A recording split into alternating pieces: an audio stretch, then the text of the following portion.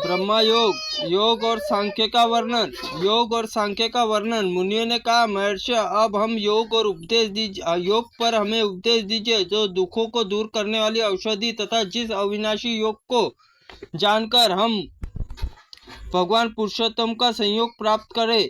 व्यास जी बोले, विप्रो, मैं संसार बंधन का नाश करने वाला योग का वर्णन करता हूँ। सुनो, इसका अभ्यास करके योगी पुरुष परम दुर्लभ मोक्ष प्राप्त कर लेता है। पहले गुरु की भक्ति पूर्वक आराधना करके बुद्धिमान पुरुष को योग शास्त्र, इतिहास, पुराण, वेदों का श्रवण, तत्पश्चात आहार, योग, दोष और देश और काल और ज्ञान प्राप्त करके निर्विद्ध परिग्रह शून्य होकर योग अभ्यास करे और सत्तू, जौ का मट्ठा, मूल, फल, दूध, जौ का हलवा, खुद्दी और तिल की खली हुई सब वस्तुओं का भोजन योग में सिद्ध करने वाला है। जिस प्रकार मन व्याकुल न हो, कानों में किसी प्रकार का शब्द न आता हो, भूख प्यास कष्ट न हो, हर्ष शोक आदि धुंध सर्दी गर्मी तथा वायु बाधा न पहुंचती हो, ऐसे समय पर योग साधना करनी चाहिए। जहाँ कोई शब्द होता हो या जो जल के समीप हो, ऐसे स्थान पर टूटी फूटी पुरानी गौशाला, चौराहे, सांप बिच्छू आदि के स्थान में, शमशान भूमि, नदी के तट पर, अग्नि के समीप, देव वृक्ष के नीचे, बागी पर, बाबी पर, भयदायक स्थान पर, कुएं के समीप तथा सूखे पत्तों पर तथा योगा अभ्यास नहीं करना चाहिए। जो मूर्खतावश इन स्थानों की परवाह न करके भी योग साधना करता है, उसके सामने विघ्नकारक दोष आते हैं। उन दोषों का वर्णन करता हूँ, सुनो। बहरापन, जड़ता, स्मरण शक्ति का लोप, गूंगापन, अंधापन, ज्वर और अज्ञान जनित दोष, ये सभी उससे प्राप्त होते हैं। अतः योगवेत्ता पुरुष को सदा सब प्रकार से शरीर की रक्षा करनी चाहिए, क्योंकि शरीर धर्म, अर्थ, काम और मोक्ष चारों का पुरुषार्थ साधन है। एकांत आश्रम में गुण स्थान और शब्द के भय से रहित पर्वतीय गुफा में, सुने घर में अथवा पवित्र रमणीय एकांत देव मंदिर में बैठकर रात के पहले और पिछले पहर में अथवा दिन के पूर्वा मध्यकाल एकाग्र चित्त होकर योग साधना करे। भोजन थोड़ा और नियम के बाद अनुकूल हो। इंद्रियों को पूरा नियंत्रण रखे। सुंदर आसन पर पूर्वाभिमुख बैठकर योगासन करना उचित है। आसन सुखद और स्थिर हो, अधिक ऊंचा न हो, अधिक नीचा न हो। योग साधना से निपुण सत्यवादी पवित्र होना चाहिए। वह निद्रा, क्रोध और वश में रह गए और संपूर्ण भूतों के हित में तत्पर रहे। सब प्रकार के द्वंद्वों को सहन करे। शरीर चरण में मस्तक समान स्थिति रखे। दोनों हाथ नाभि पर चढ़ाकर शांत होकर पद्मासन बैठे। दुष्टि नासिका अग्रभाग लगाकर प्राणायाम पूर्वक मौन रहे और मन के द्वारा इंद्रिय समुदाय विषयों में ओर से हटकर हृदय में स्थापित करे। दीर्घ स्वरूप और प्रणव का उच्चारण करते हुए मुख को बंद रखे और स्वयं स्थिर रहे। योगी पुरुष के नेत्र बंद करके बैठे। तमोयुगुण वृत्ति और रजोगुण तथा रजोगुण की वृत्ति से सत्वगुण और आच्छादित करके निर्मल तथा शांत हृदय कमल की कर्णिका में लीन रहे। सर्वव्यापी निरंजन मोक्षदाय भगवान पुरुषोत्तम निरंतर चिंतन करे। योगवेता पुरुष पहले अंतःकरण सहित इंद्रियों को पश्चात भूत क्षेत्र में स्थापित करे। क्षेत्रज्ञ परमात्मा नियुक्त करे। तत्पश्चात योगा अभ्यास करे। जिस पुरुष को चंचल मन से विषयों में परित्याग करके परमात्मा लीन हो जाता है, उसके सामने योग सिद्धि प्रकाशित होती है और तब योग युक्त पुरुष को चित्त समाधि काल में विषयों में निवृत्त होकर परम ब्रह्मा एकीभूत होकर जाता है। उस समय परम ब्रह्मा को प्राप्त होता है। और जब योगी अपने चित्त परमानंद को प्राप्त करके कर्म में आसक्त नहीं होता, उस समय वह निर्वाण पद को प्राप्त कर लेता है। योगी अपने योग बल से सूक्ष्म गुणातीत और तथा सत्व गुण संपन्न पुरुषोत्तम को प्राप्त करके निस्संदेह मुक्त हो जाता है। संपूर्ण भोगों को निष्पह, सर्वत्र पूर्ण प्रेम पूर्वक दृष्टि रखने वाला तथा सबके अनात्म पदार्थ में अनित्य बुद्धि रखने वाले योगी ही मुक्त हो सकता है। जो योगवेता पुरुष वैराग्य के कारण इंद्रियों के विषय में सेवन नहीं करता, वो निरंतर अभ्यास योग लगा रहता है, उसकी मुक्ति तनिक भी संदेह नहीं है। केवल पद्मासन लगाने से ही, नासिका का अग्रभाग दृष्टि रखने से योग सिद्धि नहीं होती। वास्तव में मन इंद्रियों संयोग से एकाग्रता में योग कहते हैं। मुनिवरों, इस प्रकार संसार बंधन से मुक्ति साधन भूत मोक्षदायक योग वर्णन किया है। द्विज, आपने मुख रूपी समुद्र निकले हुए वचनामृत पान करने से हमें तृप्ति होती नहीं दिखाई देती, अतः मोक्षदायक योग और सांख्य योग का विस्तार पूर्वक वर्णन कीजिए। तपस्या, ब्रह्मचर्य, सर्व त्याग और बुद्धि जिस उपाय से मन और इंद्रिया एकाग्र होकर प्राप्त कर सके, ऐसे बताने की कृपा कीजिए। व्यास जी ने कहा, विद्या, तप, इंद्र निग्रह, सर्व त्याग के बिना कोई भी सिद्धि नहीं पा सकता। संपूर्ण महाभूत विधाता पहली दृष्टि सृष्टि प्राणियों के शरीर से भरे हुए पृथ्वी पर देह निर्माण हुआ है। चिकनाहट और पसीने से, आदि से, जल से, अंश से, अग्नि, नेत्र और वायु से, प्राण से, अपान से उत्पन्न हुए, नाक, कान आदि से, छिद्र से, आकाश तत्व स्वरूप, चरणों से विष्णु, हाथों से इंद्र, उदर में अग्नि देवता भोक्ता रूप में स्थित रहते हैं। कानों, श्रोत्र, इंद्रिय, दिशाएं जिसमें जीवा, वाक्य, इंद्रिय, सरस्वती देवता निवास, कान, त्वचा, नेत्र, जिह्वा, नासिका, ये 5 ज्ञानेन्द्रिया, इनमें विषयानुभव द्वारा बतलाया गया है। शब्द, स्पर्श, रस, रूप, गंध इंद्रिया, ये विषय में महान आत्मा का दर्शन नेत्रों के संपूर्ण इंद्रियों को नहीं हो सकता। वह विशुद्ध मन रूपी दीपक से ही बुद्धि प्रकाशित होती है। परमात्मा शब्द, स्पर्श, रूप, रस और गंधहीन, अविकारी और तथा शरीर से इंद्रियों रहित है। वे शरीर के भीतर ही इसका अनुसंधान करना चाहिए। इससे विनाशशील शरीर अव्यक्त भाव से ही परम पूजित परमेश्वर ज्ञान दृष्टि निरंतर साक्षात करते रहना है और मृत्यु के पश्चात परम ब्रह्मा को प्राप्त होता है। ज्ञानी जन विद्या विनय संपन्न ब्राह्मण तथा गौ, हाथी, कुत्ते, चांडाल सभी स्वभाव से ही देखने वाले होते हैं और जिसके संपूर्ण जगत में व्याप्त है परमात्मा समस्त चराचर प्राणियों के भीतर निवास करता है। जब जीवात्मा संपूर्ण प्राणियों को अपने संपूर्ण प्राणियों को स्थिर देखता है, तब वह ब्रह्मा भाव को प्राप्त हो जाता है और अपने शरीर के भीतर जैसे आत्मा है वैसा ही दूसरे के शरीर है, जिससे पुरुष को निरंतर ऐसा ज्ञान बना रहता है कि अमृत तत्व मोक्ष को प्राप्त होता है, जो संपूर्ण प्राणियों की आत्मा होकर सबके हित में लगा हुआ है, जिसका अपना कोई मार्ग नहीं है। जो ब्रह्मा पद को प्राप्त करना चाहता है उसी मार्ग की खोज में देवता मोहित हो जाते हैं।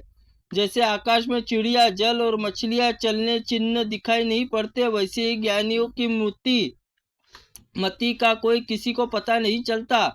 काल संपूर्ण प्राणियों को पकाता नष्ट करता है, किंतु काल का पकाया जाता है, काल भी पकाया जाता है, जो कि काल का भी काल है, उसके आत्मा का कोई नहीं जानता। परम ब्रह्मा परमात्मा के ऊपर न नीचे, न इधर न उधर, न बीच में, न कोई ऊपर न अंश में न ग्रहण कर सकता है।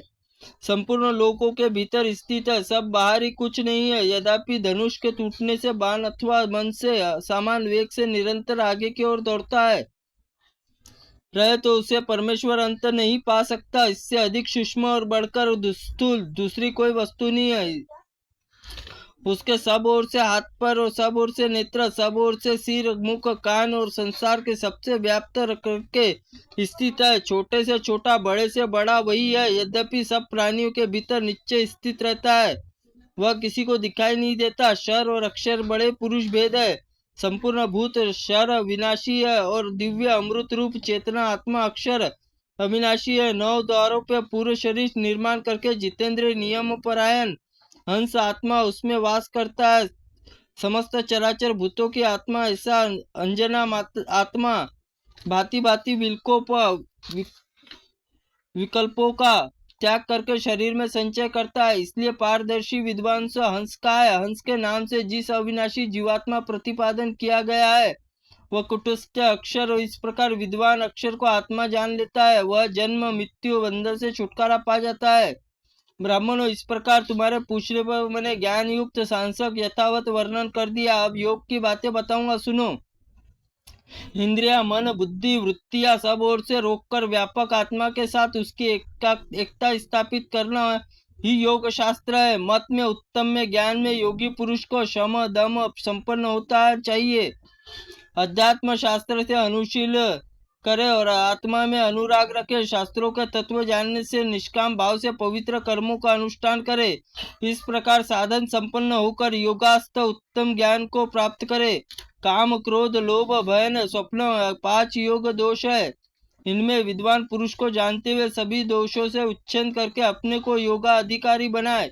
धीर पुरुष को मन में वश में रखकर क्रोध पर और संकल्प में त्याग करने पर काम विजय पाता है। सत्वगुण सेवन करने पर निद्रा नाश कर सकता है। धैर्य के द्वारा योगी शिष्यन्य और उदर के रक्षा कर सकता है। नेत्रों की सहायता हाथ और पैरों की रक्षा करे। मन से, नेत्र से, कानों से तथा कर्म से द्वारा मन की वाणी की रक्षा करे। प्रमाद और त्याग का धवय का विधान पुरुषों के सेवन से दंभ त्याग करे और इस प्रकार योग साधना करके आलस्य छोड़कर इन योग संबंधी दोनों को जीतने का प्रयत्न कीजिए। यह सब अग्नि, ब्राह्मण और देवताओं को सदा प्रणाम करे। मन पर प्रभाव डालने, हिंसा युक्त, उदंतता पूर्ण वाणी न बोले। तेजोमय ब्रह्मा ही वीर्य सबका आदि कारण है। संपूर्ण जगत ही उसी का कार्य। समस्त चराचर जगत उस ब्रह्मा के ईशन का संकल्प परिणाम है। और ध्यान, वेदाध्ययन, दान, सत्य, लज्जा, सरलता, क्षमा, शौच और आत्मशुद्धि, इंद्रिय संयम, तेज की वृद्धि होती है और पाप का नाश होता है। योगी को चाहिए कि वह संपूर्ण प्राणियों के समान भाव रखे और कुछ भी मिल जाए तो उसी से निर्वाह करे। पाप रहित, तेजस्वी, मिताहारी और जितेंद्रिय होकर काम और क्रोध को वश में रखकर ब्रह्मा पद का सेवन करे। योगी रात के पहले और पिछले प्रहर में मन इंद्रिय एकाग्र करके ध्यानस्थ होकर मन को आत्मा में लगाए। जैसे ही मशक में एक जगह छेद हो जाने पर सारा पानी बह जाता है, उसी प्रकार साधक को 5 इंद्रियों में एक इंद्रिय की विकृति और विषयों के ओर चली जाए तो वह अपनी बुद्धि और विवेक से खो बैठता है। वैसे ही मछुआ पहले जाल काटने वाली मछली को पकड़कर पीछे अन्य मछलियों को पकड़ता है, उसी प्रकार योगवेता साधक पहले अपने मन को वश में करता है, तत्पश्चात कान, नेत्र, जिह्वा, नासिका इंद्रियों को निग्रह करे। इन सब के अधीन करके मन स्थापित करे और मन में संकल्प विकल्प हटाकर बुद्धि स्थिर करे। इन 5 इंद्रियों से मन से बुद्धि स्थापित करने पर इंद्रिय मन स्थिर और उस समय सब इनकी मलिनता दूर होने से स्वेच्छा आ जाती है। फिर अंतःकरण से ब्रह्मा साक्षात हो जाता है। योगी घूमर सहित अग्नि, दीप्तिमान सूर्य तथा आकाश की चमकली बिजलियां की भांति आत्मा हृदय देश दर्शन करता है। यह सब कुछ आत्मा में ही है। आत्मा में सब में व्यापक है, इसलिए सर्वत्र दृष्टिगोचर है। जो महात्मा, ब्राह्मण, मनीषी, धैर्यवान, महाज्ञानी, संपूर्ण प्राणियों के हित में तत्पर रहने वाला उसी के आत्मा दर्शन कर पाते हैं। जो योगी एकांत में बैठकर कठोर नियमों का पालन करते हैं, थोड़े समय के लिए इस प्रकार योगाभ्यास करते हैं, अक्षर ब्रह्मा की समानता को प्राप्त हो जाता है। योग साधना अग्रसर होने पर मोह, भ्रम और आवर्त आदि विघ्न प्राप्त होते हैं। दिव्य सुगंध आदि और दिव्य वाणी के श्रवण तथा दिव्य रूपों के दर्शन होते हैं। अद्भुत बातों में देखने आती है कि अलौकिक रस और स्पर्श अनुभव होता है। इच्छा अनुकूल सर्दी गर्मी प्राप्त होती है। वायु व भांति आकाश चलने फिरने की शक्ति आ जाती है। प्रतिभा बढ़ जाती है और उपद्रव का अभाव हो जाता है। योग से इन सिद्धियों को प्राप्त होने वाले तत्ववेता पुरुष उनकी अपेक्षा करके समभाव से उन्हें लौटा दे। वह योग का अभ्यास बढ़ाए जाने से नियम पूर्वक रहते हैं। पहाड़ की चोटी पर शून्य देव मंदिर अथवा वृक्षों के नीचे बैठे योग का अभ्यास करे। इंद्रिय समुदाय संयम रख करके एकाग्रचित होकर निरंतर आत्मा का चिंतन करते रहे। योग से मन की उदग्नि न होने दे और उसके उपाय से चंचल मन को रोका जा सकता है। उनके तत्परता पूर्वक लग जाए तो साधना कभी विचलित न हो सकती। अपने में रहकर यह शून्य गृहस्थ को स्वीकार करे, क्योंकि यहाँ चित्त एकाग्र रह सकता है। क्योंकि योग साधक मन वाणी क्रिया द्वारा कहीं पर भी आसक्त हो, वह सब ओर से उपेक्षा का भाव रखे, नियमित भोजन करे तथा लाभ अवलाभ का समान समझे। जो योग की निंदा करे और उसको मस्तक झुकाए, उन दोनों के ही प्रति समान भाव रखे। वह किसी एक बुराई के या भलाई के न सोचे। कुछ लाभ होने पर हर्ष से फूल न उठे और न लाभ होने पर चिंता न करे। अप्रुत वायु सहधर्मी होकर सब प्राणियों के प्रति समान भाव रखे।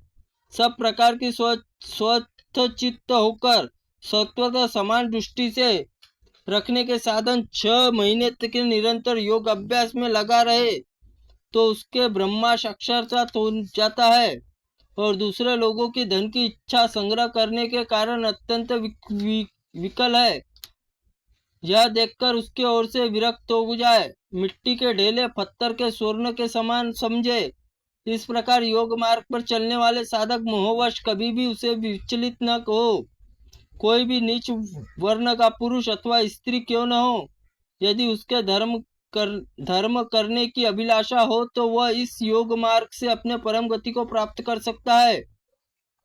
योगी पुरुष अजन्मा पुरातन जरावस्था रहित सनातन इंद्रियति अगोचर ब्रह्मा प्राप्त होते हैं।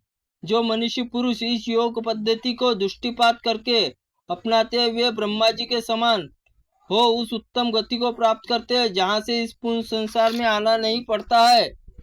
ओम ब्रह्माय नमः।